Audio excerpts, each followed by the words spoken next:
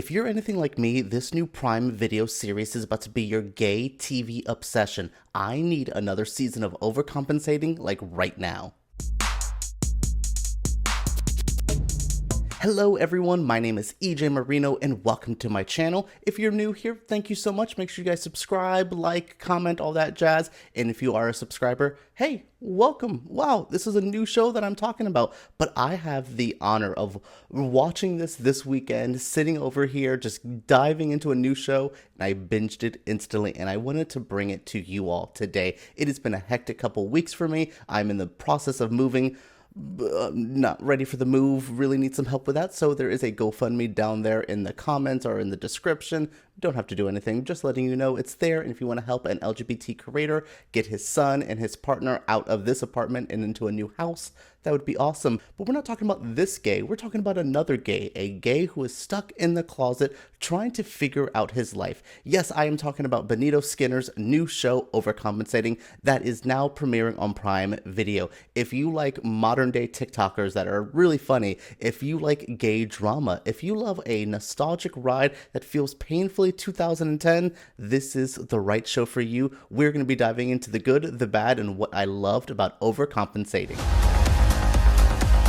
So this was a show I did not know anything about before I hit play on it. I had seen maybe the Charli XCX-ness of it all, that she was going to be on an episode, she was going to be on a TV show. So I was like, cool, let's extend our brat summer to another year. That's going to be great. And, you know, I'm not saying Charli was the reason I checked it out, but I really wanted a new TV show. It's quick 30-minute comedy episodes. It's easy to get into. And then I started watching it.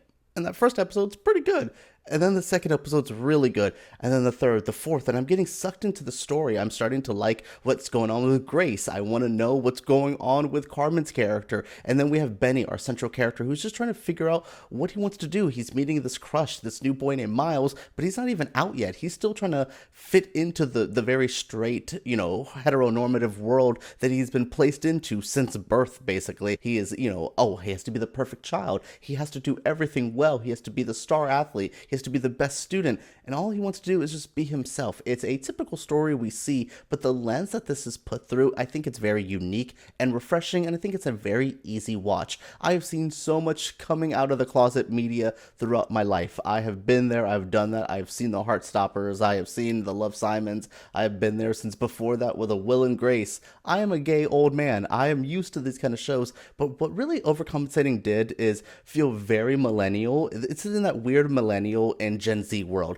There's a lot of connections that, again, I feel it's very 2011, 2012. And that's not just the, wow, we're talking about the specific era of Lorde, or maybe Charli XCX is only going to do a very specific era of music and give us no brat. Oh, we're talking about Lady Gaga, we're talking about this. Again, it feels like this is a show about Benny who is dealing with his own sexuality while he was coming out of the closet in the 2010s. And I get it. I've been out since I was 8, but I went to college in 2012. I definitely understand this time period, this vibe, this atmosphere, and it's captured so well here. I love the college life depiction. I love all of the interpersonal drama between the characters. I really thought it was going to be the Benny show. I thought, you know, Benito Skinner wrote this, he's going to be the central focus. And while, you know, the Benny character is definitely a main driving part, we have characters like Carmen, I said, who is such a big deal. She's another freshman he meets on his first day of school, and they instantly start to bond, kind of are forced to be by the societalness of it all, to be, you know, boyfriend and girlfriend, and that's not what she wants, and that's not really what he wants. She ends up getting into her own drama. We'll talk about some of the non-spoilerness, but some of the spoilers of it in a second. But yeah, we love seeing all these different characters move and how the pieces work. We have even, oh my goodness, Benny's sister Grace, who, if you know anything about Benito Skinner, it is his podcasting partner. They're such a good duo together. And again, these are characters that, like, oh, the Grace character, oh, his, you know, kind of bitchy older sister who goes to the school. I get her character, and then there's like layers to it. And then by episode 3 and 4, we're seeing her backstory. We're seeing her really not fit in with her very obnoxious, overbearing, too loud for his own good boyfriend, who is so cute as well. My God, Adam DeMarco, the Peter character. I should not like the Peter character. He's annoying and frustrating, but once I see that boy's butt so many times, you just have to fall in love with him.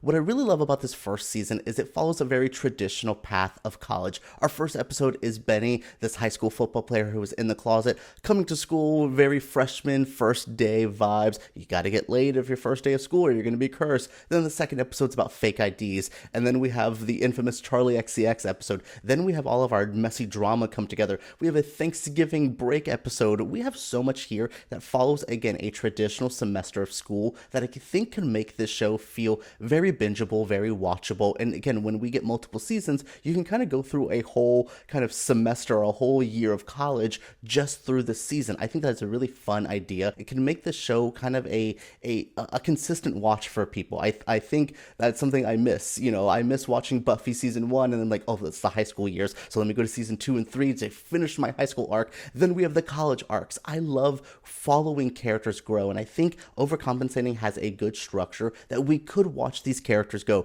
I want to see Benny continue his journey. I mean, he has a crush on somebody named Miles, but we don't really know much about Miles. What is Miles' sexuality? What is his whole deal? You know, we're really seeing Benny try to figure out his life, and then by the end of the season, he's possibly forced out of the closet in a way he was not ready for, and what's going to be the fallout of that. It's interesting because you would think this is a modern day LGBT show and it's going to be everything. Oh, you know, it's Glee. Everyone's happy and everyone's fine. No, there is some complicatedness to the story. You know, I laugh about Heartstopper because it feels like there is barely any homophobia in that show. There is homophobia here. It exists. The show definitely deals with toxic masculinity, the drive to be a normal heterosexual person, but I really love that this show is also capturing the fear of being gay. Like, it is definitely a time period where it wasn't the easiest just to be like, I'm out, here it is, especially if you have a family structure that you're trying to kind of keep the normal. Benny wants to be a normal person. He joins the secret society because that's what he thinks he needs to do. He is a constant people pleaser, trying to make everyone around him think he is normal and happy, and he just needs to be himself, and he would be the happiest. There's moments early on when him and Carmen are still kind of in this like early flirting phase, and they're talking about Nicki Minaj's super bass, and they both bring up the Sue Sylvester Glee version, which I'm like, girl, if a guy is bringing up Glee, specifically the super bass performance with Sue Sylvester, he is gay. Like, Carmen, there's a couple episodes where I was like, your husband is gay. Like, denial is a river in Egypt, baby, your husband is gay. Come on. Like, it is just these characters. But I liked it. As much as Carmen frustrated me when she goes from Benny to having an affair with someone who is much more attached to all the other stories. Like, when all this was happening, you're like, ooh, but I understand these characters. They're complicated. They're, confusing. They're a little frustrating, but they're real. They feel like these are real stories that we would have seen kind of dealt with, that we would have seen fleshed out in our own colleges, in our own lives. And I think that what makes the show that much more intriguing, that much more important to watch. What would be some of the bads of Overcompensating? It is definitely a comedy series, and they throw a joke at that screen every 45 seconds. And a lot of them are not going to work. A lot of them are going to perfectly work. There's a line that has stuck with me where Charli XCX in her episode basically tells someone, I don't do like college cocaine. And I'm like, just a small little line like that just had me like just dying laughing. There is the roommate character that is consistently naked for Benny. And I'm like, cool, I like seeing that, but like the joke just didn't land the second time, so I was like, oh, we're gonna do it again. You know what I mean? There's just certain gags, and that's just me I come from the world of horror. I come from very much not a comedy background, so sometimes with jokes like this, it definitely makes it a little cringy, and I'm like,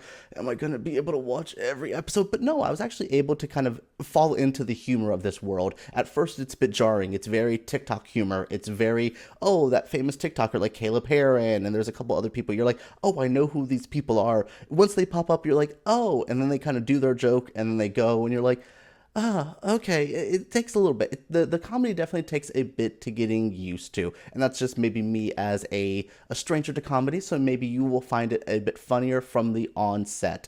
Yeah, other than that, I really don't have many complaints. It looks a bit cheap, but it's like a Prime comedy. You know what I mean? It's like a 30-minute Prime series comedy.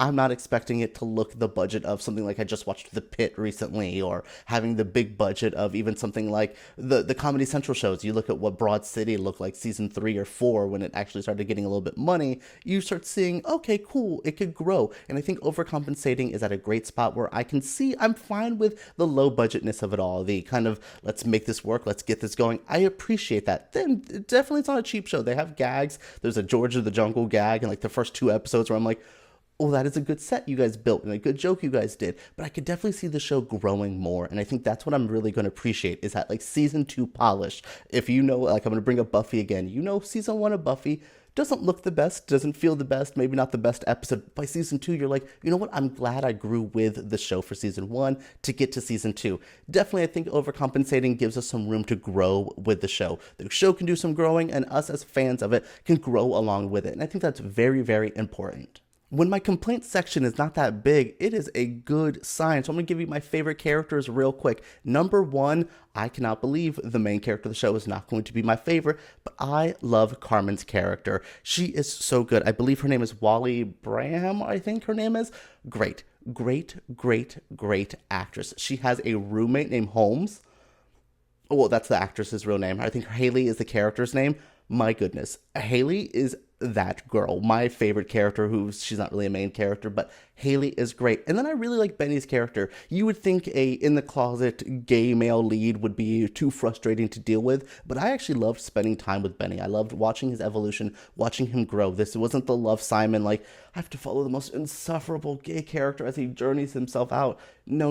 We're not dealing with that. Benny is an interesting character, but other than not being out of the closet, he seems pretty sure of himself. He knows what he likes. He knows what he wants to do. Even with the Flesh and Gold Society, the secret society he wants to join, he understands what he needs to do there, but also then maybe leaves. It's complicated, but I loved feeling with him. I loved following him through this journey. And I'm also saying Grace is my 3rd favorite character. Wow, this actress is great. At first, I was just like, ugh, this character. I was so nervous because she was kind of annoying, and then she had the Peter character, which is played by Adam DeMarco. Yeah, I'm like, okay, cool. What am I going to do? I think Mary Beth Barron, I believe, is the Grace character. She's amazing, though. Watching her grow from that first episode to what she is by the end of the season, trying to figure out who she was, not just trying to have, again, another perfect life. I love that the characters of Benny and Grace are really trying to be so perfect to the point where they're going to make themselves unhappy, but then we start seeing them kind of grow and flourish. And it's such a good character arc. In one season, in a 30-minute comedy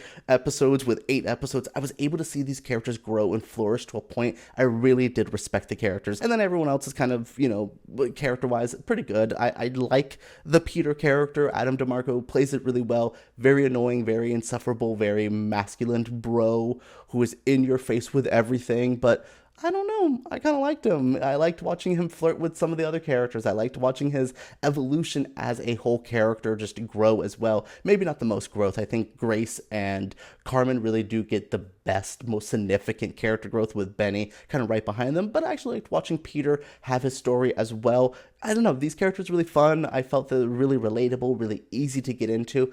I just was not expecting the show to work for me as well as it did, but I like these characters. I want to spend more time with Benny. That's like the biggest thing, is I walked away from a first season with a vaguely frustrating main male character, and I liked it, and I want more, and that's a good sign for Overcompensating. Well, everyone, that is it for my review of this brand new Prime Video series. I don't normally do full season TV reviews because I like to do my episode by episode breakdowns. If you happen to like this breakdown and you want to see me break down each episode for you, I would have more than enough time to do it once I get the move situated and I figure it out. Again, make sure you guys check out my link if you're able to share it or donate. That would be a big help. But because I really want to be able to spend more time with you all talking about the show. We don't know what's going to happen with American Horror Story. If you follow my channel, you know AHS is up in the air, but we do have a new Dexter season coming up, which is going to be really, really fun to dive into. Make sure you guys are subscribing to see what else I can cover for the end of this year. Make sure you guys also let me know what you want to see. If there's a TV show, a movie, a project that you guys want to see me cover, let me know down in the comments. I will be more than glad to bring it to you all today. So what did you guys think of my Overcompensating review and breakdown of the first season? Share your thoughts down in the comments below. Subscribe to my channel, give me a thumbs up, and let's talk about this very, very outlandish comedy right down below.